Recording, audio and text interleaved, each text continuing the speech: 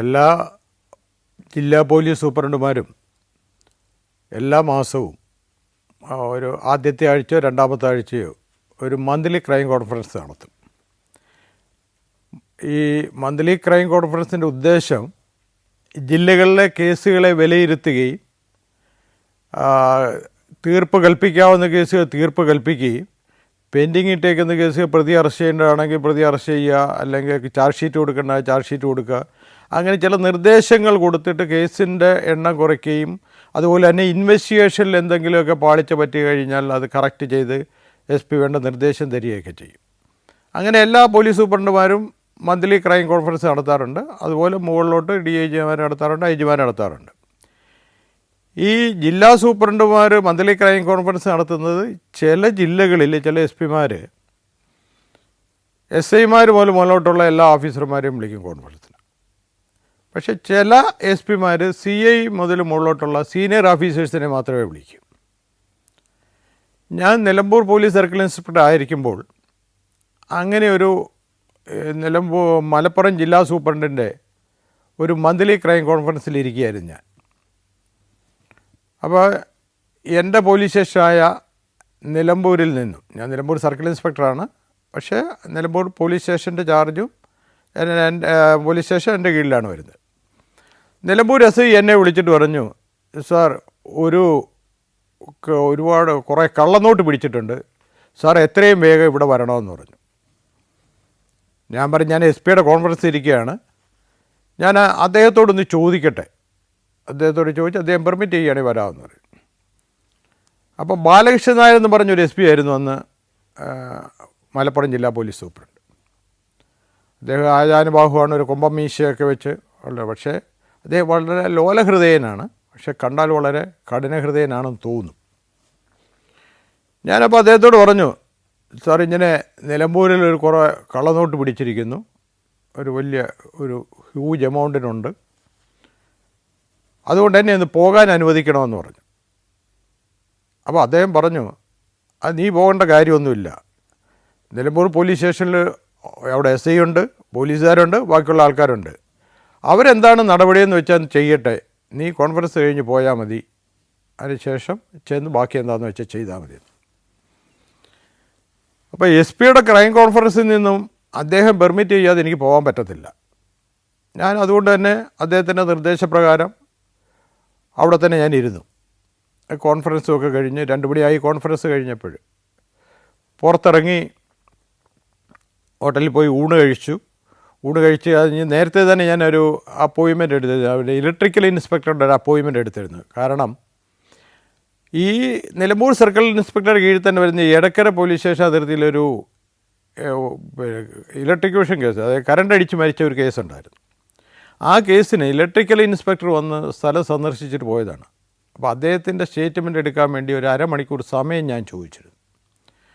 അപ്പോൾ അദ്ദേഹം ഇലക്ട്രിക്കൽ ഇൻസ്പെക്ടറേറ്റിൽ എനിക്ക് വേണ്ടി വെയിറ്റ് ചെയ്യുകയാണ്.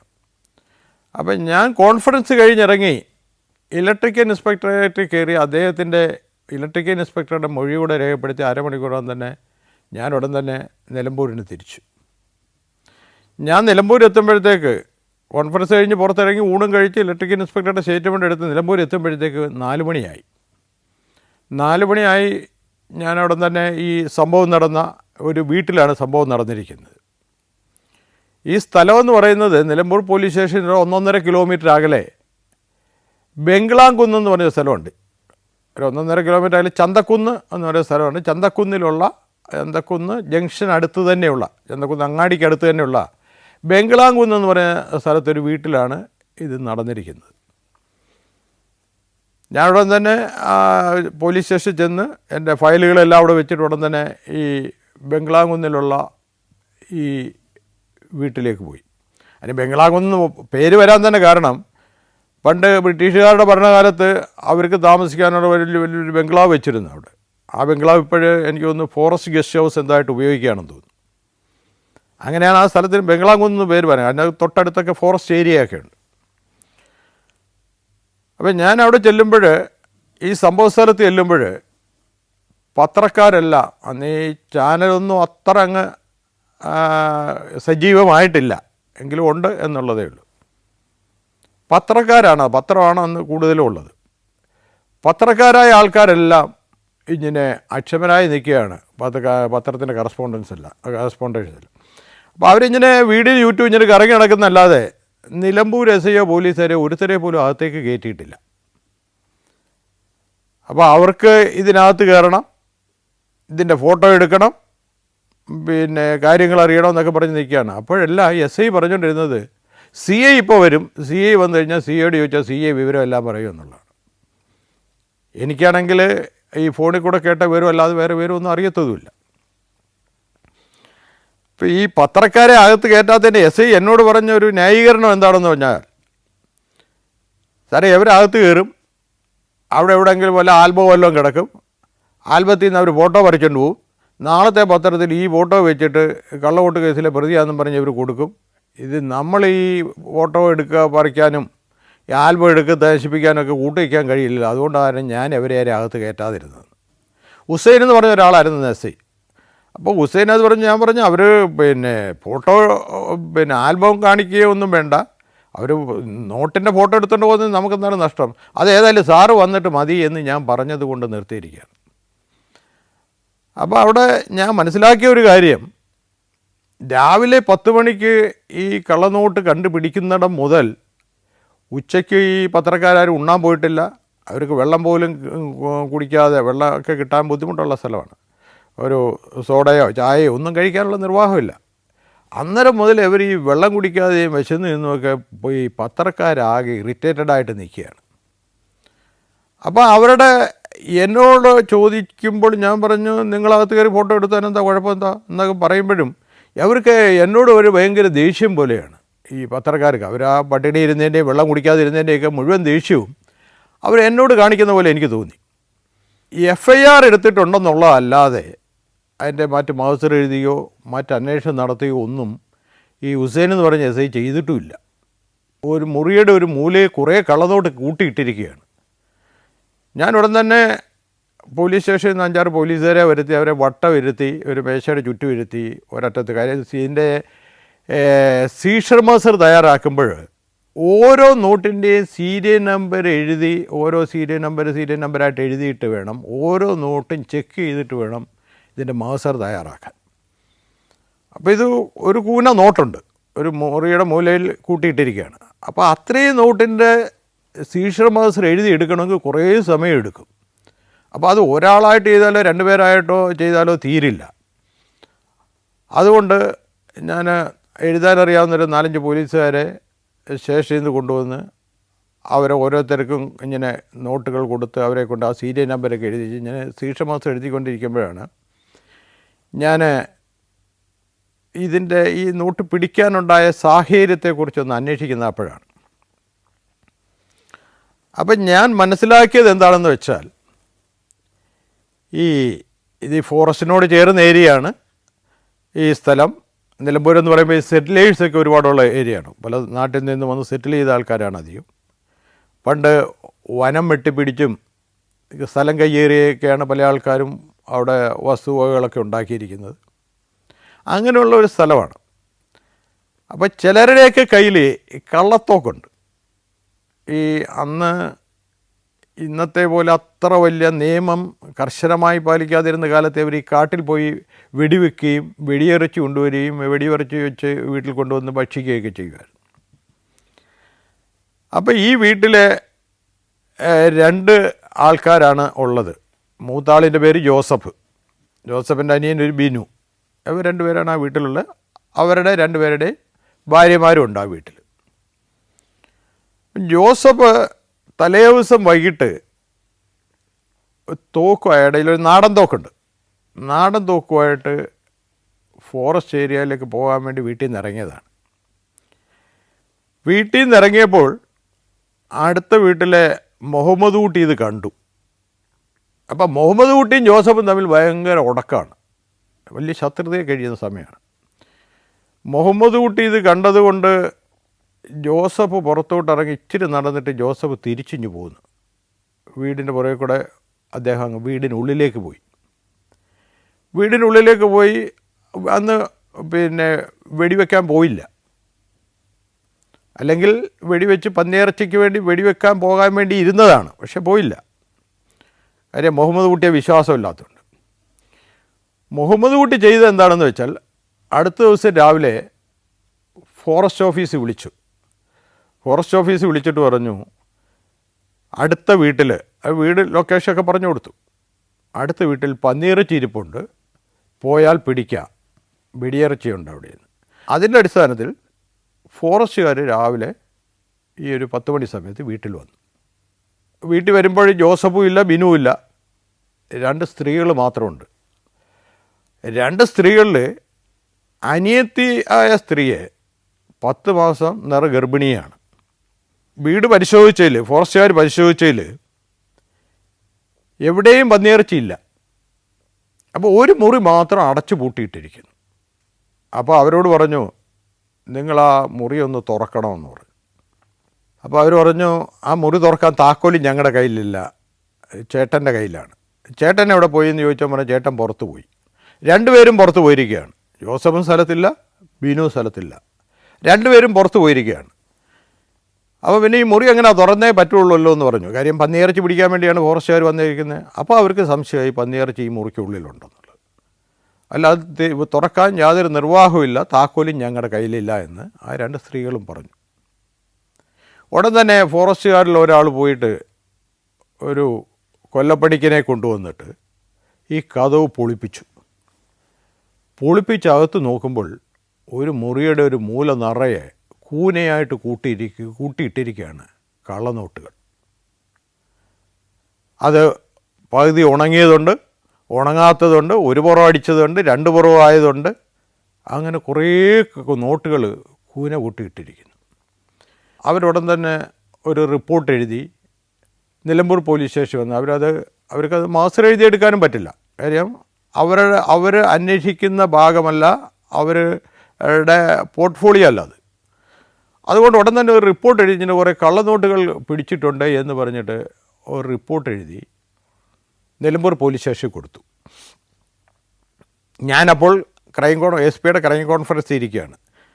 നിലമ്പൂർ എസ് ഐ ഇത് വാങ്ങിച്ചിട്ട് ഉടൻ തന്നെ ഒരു FIR രജിസ്റ്റർ ചെയ്തു. Germany, Poland, Bosnia and Herzegovina, Kyrgyzstan. സഞ്ചാരം വോള്യം നമ്പർ 19 ഫുൾ HD-യിലുള്ള ഈ അപൂർവ ദൃശ്യയാത്രാ വിവരണ ശേഖരം സ്വന്തമാക്കാൻ സഞ്ചാരം എന്ന് SMS ചെയ്യൂ. ഫോൺ 9995444222. ഞാൻ വന്ന് എല്ലാം മാസ്റ്റർ എഴുതി എടുത്തു. അപ്പോൾ ഏകദേശം നേരം വിളിക്കാറായപ്പോഴാണ് മാസ്റ്റർ എഴുതി തീരുന്നത്. അതുവരെ ഇരുന്ന് മാസ്റ്റർ 5-6 പോലീസുകാർ മേശയ്ക്ക് ചുറ്റും ഇരുന്ന് ഒരു സീരിയൽ നമ്പരും എല്ലാം എഴുതി കെട്ട് കണക്കിന് അടുക്കി നോട്ടുകെട്ടുകൾ വെക്കുമായിരുന്നു. അപ്പോൾ ഈ സമയത്ത് ഈ പ്രതിയെ അന്വേഷിച്ച് വേറെ പോലീസുകാരെ ഞാൻ വിട്ടിരുന്നു. ജോസഫിനെയും ബിനുവിനെയും അന്വേഷിച്ച്. പക്ഷെ അവരവിടെ എങ്ങുമില്ല. അവർ നോട്ട് പിടിച്ചത് അറിഞ്ഞുകൊണ്ട് അപ്പോഴേ അവർ മുങ്ങിയിട്ടുണ്ട്. അവരെവിടെയാണെന്ന് പോലും ആർക്കും അറിയില്ല. അപ്പോൾ ഇതിൽ ഒരു സ്ത്രീ പൂർണ്ണ ഗർഭിണി ആയതുകൊണ്ട് ഇവരിൽ ആരെങ്കിലും ഒരാൾ ആ വീട്ടിൽ വന്നേക്കുമെന്ന് എനിക്കൊരു ധാരണയുണ്ടായിരുന്നു.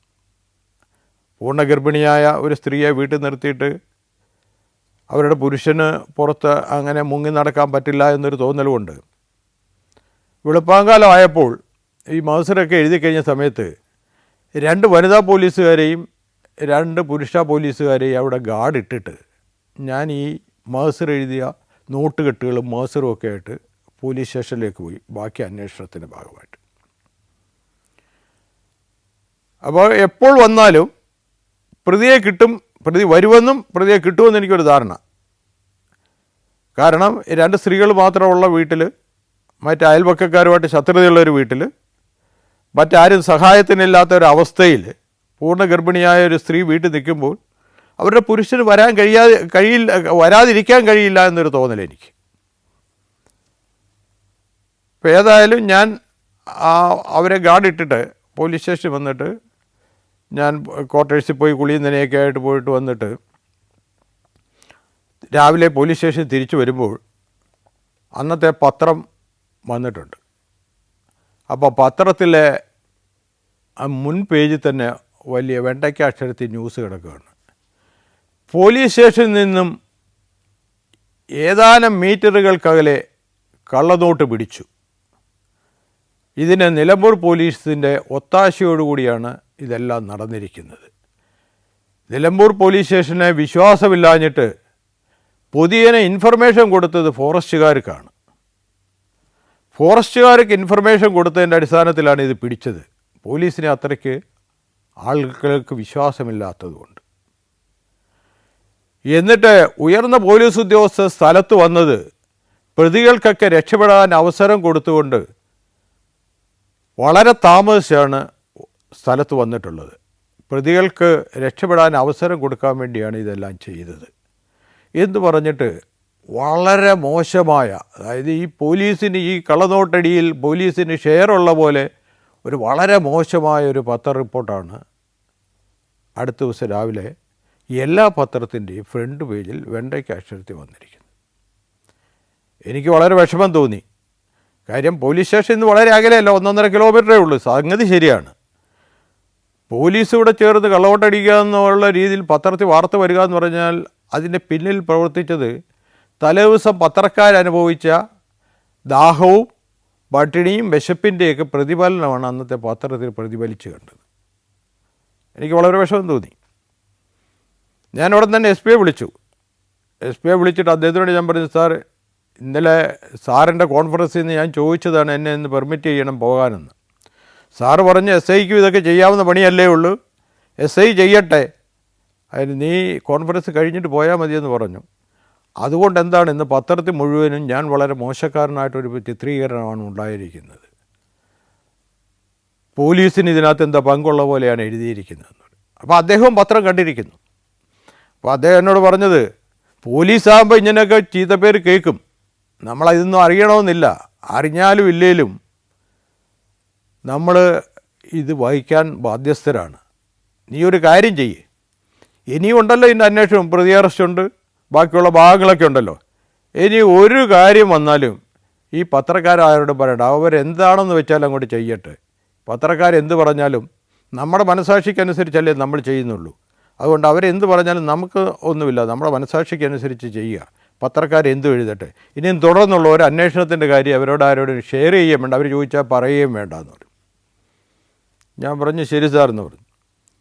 അതിനുശേഷം പിന്നെ പ്രതികൾക്ക് വേണ്ടിയുള്ള നെട്ടോട്ടമായി. ഈ വീട്ടിലേക്ക് പ്രതികൾ വന്നു കയറും എന്നുള്ള എൻ്റെ ചിന്താഗതി അത്ര ശരിയായിരുന്നില്ല. അവരുടെ സ്വന്തം നിലനിൽപ്പിൻ്റെ അവസരം വന്നപ്പോൾ ഭാര്യയുടെ ഗർഭവും പ്രസവവും ഒക്കെ അവർ മറന്ന പോലെയാണ് എനിക്ക് തോന്നിയത്. അല്ലെങ്കിൽ അവരുടെ പ്രാണരക്ഷാർത്ഥം, അല്ലെങ്കിൽ അവർക്ക് കേസിൽ നിന്ന് രക്ഷപ്പെടാൻ വേണ്ടി, അറസ്റ്റിൽ നിന്ന് രക്ഷപ്പെടാൻ വേണ്ടി അവരാരും അങ്ങോട്ട് വന്നതുമില്ല. അങ്ങനെ ഇരിക്കെ ഞാൻ അറിഞ്ഞത് ചാലിയാർ പുഴയുടെ അക്കരെ ഒരു സ്ഥലം, പുള്ളിപ്പാടം എന്ന് പറയുന്ന സ്ഥലമുണ്ട്. അപ്പോൾ പുള്ളിപ്പാടത്ത് ഈ ജോസഫ് ഉള്ളതായിട്ടൊരു ചെറിയ ഇൻഫർമേഷൻ എനിക്ക് കിട്ടി. പുള്ളിപ്പാടത്തുള്ള അയാളുടെ ഒരു ബന്ധുവീട്ടിൽ അയാൾ ഒളിവിലിരിക്കുകയായിരുന്നു.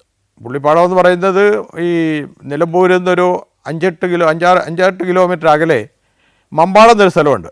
മമ്പാട് ടൗൺ കഴിഞ്ഞാൽ പിന്നെ പുഴയാണ്. പുഴ കഴിഞ്ഞാൽ പിന്നെ കുറേ റബ്ബർ തോട്ടവും ഫോറസ്റ്റും ഒക്കെ ഉള്ള സ്ഥലമാണ് ഈ പുള്ളിപ്പാടം. പുള്ളിപ്പാടത്ത് ഇയാളുടെ അകന്ന ബന്ധത്തിലുള്ള ഒരു വീടുണ്ട്. ആ വീട്ടിൽ ഇയാൾ രഹസ്യമായിട്ട് പോയി താമസിക്കുമായിരുന്നു. രഹസ്യമായി പോയി താമസിച്ചിട്ട് അവിടുന്ന് അയാളുടെ ബന്ധുക്കളാരെയോ പറഞ്ഞയച്ച് ഈ ബംഗ്ലാംകുന്നിലയച്ച് പോലീസിൻ്റെ നീക്കങ്ങളും അതുപോലെ തന്നെ അവർ ഗർഭിണിയായതുകൊണ്ട് അവരുടെ അവസ്ഥയൊക്കെ ഇയാൾ രഹസ്യമായിട്ട് അന്വേഷിക്കുന്നുണ്ട്. അത് നമ്മളറിയുന്നില്ല. അപ്പോൾ പുള്ളിപ്പാടത്തു നിന്ന് ഈ ജോസഫിനെ അറസ്റ്റ് ചെയ്ത്, പാലമൊന്നുമില്ല. അപ്പോൾ നമ്മൾ വള്ളത്തേലാണ് കടന്നു വരുന്നത്. വള്ളത്തിൽ വരുന്നതുകൊണ്ട് സാധാരണ ഈ വള്ളത്തിൽ അക്കരെ ഇക്കരെ പോകുന്ന യാത്രക്കാരോടൊപ്പം വരുന്നുണ്ട്. ഈ പോലീസ് ഇയാളെ അറസ്റ്റ് ചെയ്തുകൊണ്ട് പോകുന്ന ആൾക്കാർക്കൊരു തോന്നലുണ്ടാകാത്ത രീതിയിലാണ് അയാളെ കൊണ്ടുവന്നത്. അയാളെ പോലീസ് സ്റ്റേഷനിൽ കൊണ്ടുവന്നതിന് ശേഷം ഞാൻ പോലീസ് സ്റ്റേഷനിൽ അയാളെ ഇരുത്തിയില്ല. കാര്യം പോലീസ് സ്റ്റേഷനിലാകുമ്പോൾ ഈ പത്രക്കാരെപ്പോഴും കയറി ഇറങ്ങി നടന്ന് ഇങ്ങനെ രഹസ്യങ്ങൾ, ചോർത്തി കേസിൻ്റെ, കള്ളവോട്ട് കേസിൻ്റെ അന്വേഷണം എന്തായി എന്നൊക്കെ അറിയാൻ വേണ്ടിയിട്ട് എപ്പോഴും കയറി ഇറങ്ങി നടക്കുകയും ഇതിൻ്റെ പ്രതികളുടെ ഫോട്ടോ എടുക്കുകയൊക്കെ ചെയ്യുന്നൊരു സാധാരണ പത്രക്കാരുടെ ഒരു ശീലമുണ്ട്. അതുകൊണ്ട് തന്നെ ഞാൻ അയാളെ പോലീസ് സ്റ്റേഷനിൽ ഇരുത്താതെ, മാത്രമല്ല എസ് പി പറഞ്ഞിട്ട് ഇനി ഒരു വിവരവും പറയണ്ട എന്ന് പറഞ്ഞിരുന്നല്ലോ. അപ്പോൾ ഒരു വിവരവും അറിയിക്കാതിരിക്കാൻ വേണ്ടി എനിക്കും പത്രക്കാരോട് വല്ലാത്ത ദേഷ്യം തോന്നി. അപ്പോൾ അത് കാരണം ഞാൻ ഇയാളെ കൊണ്ട് സർക്കിൾ ഇൻസ്പെക്ടറുടെ ഓഫീസിൽ ഒരു റെസ്റ്റ് എടുക്കുന്ന മുറിയുണ്ട്. റെസ്റ്റല്ല, സാധനങ്ങളൊക്കെ കൂട്ടിയിട്ടിരിക്കുന്ന ഒരു മുറി. ആ മുറിയിൽ അയാളെ കൊണ്ടിരുത്തി 2 പോലീസുകാരെ അവിടെ ഗാർഡിട്ടു. കാര്യം പോലീസ് സ്റ്റേഷനിലെ ലോക്കപ്പിലും പോലീസ് സ്റ്റേഷനിലുമാണല്ലോ പത്രക്കാർ പ്രതികളെ അന്വേഷിക്കുന്നത്. പത്രക്കാർ പ്രതികളെ കാണണ്ടാകുന്നൊരു തീരുമാനത്തിൽ ഞാൻ ഇയാളെ കൊണ്ടുവന്ന് അതിൻ്റെ പുറകുവശത്തിരുത്തി 2 പോലീസുകാരെയും ഗാർഡിട്ടതിന് ശേഷം ഞാൻ വീണ്ടും 2ാമത്തെ പ്രതിയെ അന്വേഷിച്ച് പോയി. 2ാമത്തെ പ്രതി ബിനു LLB ഒക്കെ പാസ്സായതാണ്. പക്ഷേ അയാൾ വക്കീലായിട്ട് എൻറോൾ ചെയ്തിട്ടുണ്ട്, പ്രാക്ടീസ് ഒന്നും ചെയ്യുന്നില്ല. അയാളെ വിട്ട് കണ്ടു കിട്ടുന്നുമില്ല. അന്ന് തന്നെ ഈ 2ാമത്തെ ദിവസം തന്നെ എൻ്റെ കൂടെ നേരത്തെ പോലീസുകാരനായിട്ടുണ്ടായിരുന്നു, ഇപ്പോൾ സ്പെഷ്യൽ ബ്രാഞ്ച് ജോലി ചെയ്യുന്നതുമായ മാത്യു എന്ന് പറഞ്ഞൊരു പോലീസുകാരനുണ്ട്. മാത്യു വന്ന് എൻ്റെ അടുത്ത് വന്ന് ചോദിച്ചു, സാറേ ഇങ്ങനൊരു പ്രതിയെ അറസ്റ്റ് ചെയ്തെന്ന് പറഞ്ഞല്ലോ. ഞാൻ പറഞ്ഞു, ശരിയാ മാത്യു അറസ്റ്റ് ചെയ്ത്, നമ്മുടെ പോലീസുകാരനല്ലേ, നമ്മൾ ഒന്ന് ഒളിച്ചു വെക്കേണ്ട കാര്യമില്ലല്ലോ, പത്രക്കാരോട് പറയുന്നില്ലെന്ന് കരുതി നമ്മുടെ പോലീസുകാരോട് പറയാതിരിക്കേണ്ട കാര്യമില്ല. ഞാൻ പറഞ്ഞു, മാത്യു അറസ്റ്റ് ചെയ്തിട്ടുണ്ട്. സാറേ ഞാൻ അവനെ ഒന്ന് കണ്ടോട്ടെ, ഒന്ന് കണ്ട് ചോദിച്ചോട്ടെ എന്ന് ചോദിച്ചു.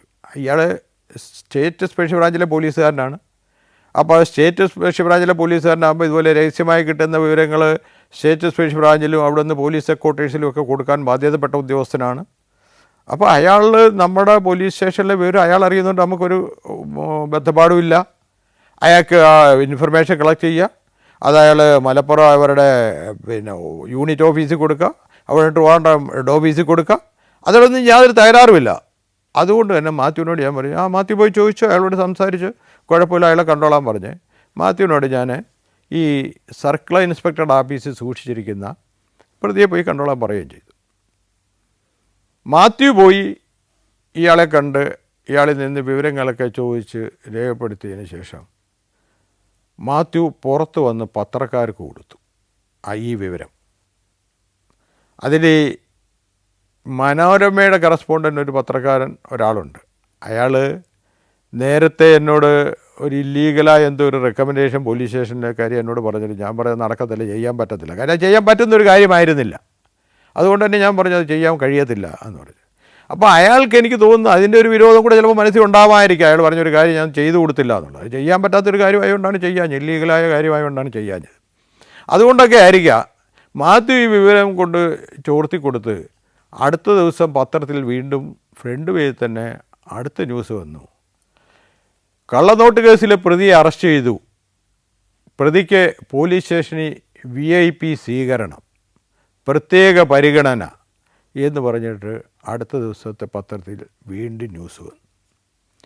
ഈ പറയുന്ന കാര്യങ്ങൾ ശരിയാണ്, പക്ഷേ അതിൻ്റെ പിന്നിലുള്ള വികാരം, അതിൻ്റെ പിന്നിലുള്ള നമ്മുടെ ഉദ്ദേശ ലക്ഷ്യം ആർക്കും അറിയത്തില്ല. ഇത് വായിക്കുന്ന ജനത്തിന് ഇതെന്തോ നമ്മൾ കള്ളനോട്ട് കേസിൽ പങ്കുണ്ടെന്നും ഇതൊക്കെ മനഃപൂർവ്വമായി ചെയ്തു എന്നൊരു തോന്നലാണ് ഉണ്ടാവുക. അടുത്ത ദിവസത്തെ ഈ വാർത്ത കൂടെ വന്നതോടുകൂടി എനിക്ക് ആകെ വിഷമമായി. ഞാൻ SP വിളിച്ചു പറഞ്ഞു, സാർ ഇങ്ങനെയാണ്, ഇന്നത്തെ വാർത്തയും കണ്ടില്ലേ എന്ന് പറഞ്ഞു. എടാ അവർ വാർത്ത ഇടട്ടെ, നീ ഒരു പോലീസ് ഉദ്യോഗസ്ഥനാണ്, നീ ഭയപ്പെടാൻ പാടില്ല, അവരെന്ത് വാർത്ത ഇട്ടോട്ടെ, നിൻ്റെ ഉദ്ദേശശുദ്ധി മാത്രം നിനക്കും കൈമുതലായി സൂക്ഷിച്ചാൽ മതി. ഏതായാലും അടുത്ത ദിവസത്തെ ഈ വാർത്തയും വളരെ വിപുലമായി തന്നെ വന്നു.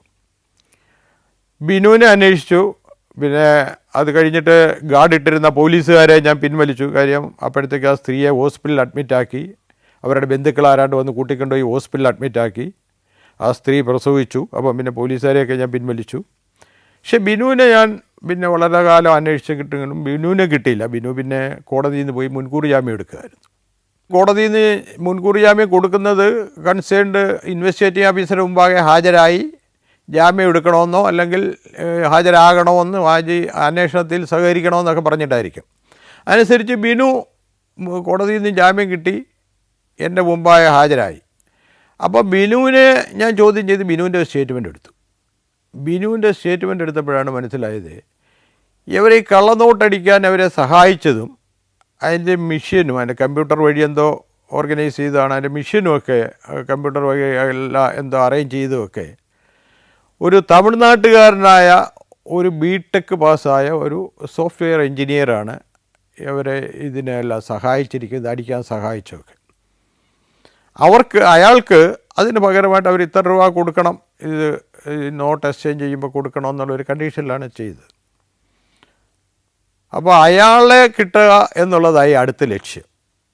അതിനുവേണ്ടി ഞാൻ ബിനുവിനോട് തന്നെ പറഞ്ഞു, ഒരു കാര്യം ചെയ്യ്, നിങ്ങൾ ഇത്രാം തീയതി ഇത്ര മണിക്ക്. അപ്പോൾ അയാൾ ഈ എൻജിനീയർ വന്നിട്ട് തൃശ്ശൂർ ഒരു ലോഡ്ജ് സ്ഥിരമായി താമസിക്കും. തൃശ്ശൂരിൽ നിന്നാണ് അയാൾ നിലമ്പൂർ വന്ന് ഇതെല്ലാം ഡീൽ ചെയ്തിട്ട് പോകുന്നത്. ആ നിലമ്പൂർ തൃശ്ശൂർ പ്രൈവറ്റ് ബസ് സ്റ്റാൻഡിന് സമീപമുള്ള ലോഡ്ജിൽ ഇയാൾ സ്ഥിരമായി വന്ന് താമസിക്കാറുണ്ട്. അപ്പോൾ അതനുസരിച്ച് ഞാൻ വിനുവിനോട് പറഞ്ഞു, അയാളുടെ ഫോണിൽ വിളിച്ചിട്ട് തൃശ്ശൂർ ലോഡ്ജിൽ വരണം, ഒരു പുതിയ ഡീൽ ചെയ്യാനാണ് എന്ന് പറയാൻ പറഞ്ഞു. അനുസരിച്ച് ബിനു അയാളെ ഫോണിൽ കോണ്ടാക്ട് ചെയ്തിട്ട് ഈ സോഫ്റ്റ്വെയർ എഞ്ചിനീയറോട് തൃശ്ശൂർ സ്ഥിരമായി വരുന്ന ലോഡ്ജ് വരാൻ പറഞ്ഞു. അതനുസരിച്ച് ഈ എഞ്ചിനീയർ ലോഡ്ജ് വന്നു. ഇയാളെ ലോഡ്ജിൽ നിന്ന് അറസ്റ്റ് ചെയ്തു, കോടതിയിൽ ഹാജരാക്കി റിമാൻഡ് ചെയ്തു. ഈ ഇവരുടെ 3 പേരുടെ സ്റ്റേറ്റ്മെൻറ്റും വ്യക്തമായിട്ട് എടുത്തു. അപ്പോഴേക്കും ഈ കേസന്വേഷണത്തിൻ്റെ ഏതാണ്ട് ഏകദേശം പൂർത്തിയായി. അന്ന് നിലവിലുള്ള വ്യവസ്ഥ അനുസരിച്ച് കള്ളനോട്ട് കേസ് ആദ്യത്തെ 1 മാസം ലോക്കൽ പോലീസും പിന്നീട് തുടർന്ന് കോഴിക്കോട് ക്രൈം കൗണ്ടർ ഫീറ്റ് സ്ക്വാഡുമാണ് അന്വേഷിക്കേണ്ടത്. പക്ഷേ പെട്ടെന്ന് തന്നെ ഇതിൻ്റെ അന്വേഷണം പൂർത്തിയാക്കി കോടതി ചാർജ് ഷീറ്റ് കൊടുക്കാൻ പറ്റി. അങ്ങനെ കോടതി ചാർജ് ഷീറ്റ് കൊടുക്കുകയും പിന്നീട് അവരെ കോടതി ശിക്ഷിക്കുകയും ചെയ്തു.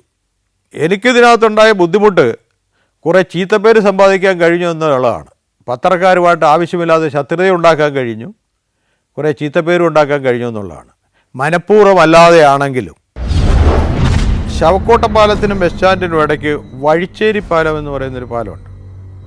വഴിച്ചേരിയിലെത്തിയപ്പോൾ പെട്ടെന്ന് എതിരെ സ്കൂട്ടറിൽ വന്ന 2 പേര് ഈ സേട്ടുവിൻ്റെയും സ്കൂട്ടർ ഓടിച്ചിരുന്നവരുടെയും കണ്ണിലേക്ക് മുളക് പൊടി എറിഞ്ഞിട്ട് അടിച്ച് താഴെ ഇട്ടിട്ട് ഈ സേട്ടുവിൻ്റെ ബാഗ് എടുത്തുകൊണ്ട് അവർ വന്ന സ്കൂട്ടർ തന്നെ ഓടിച്ചു.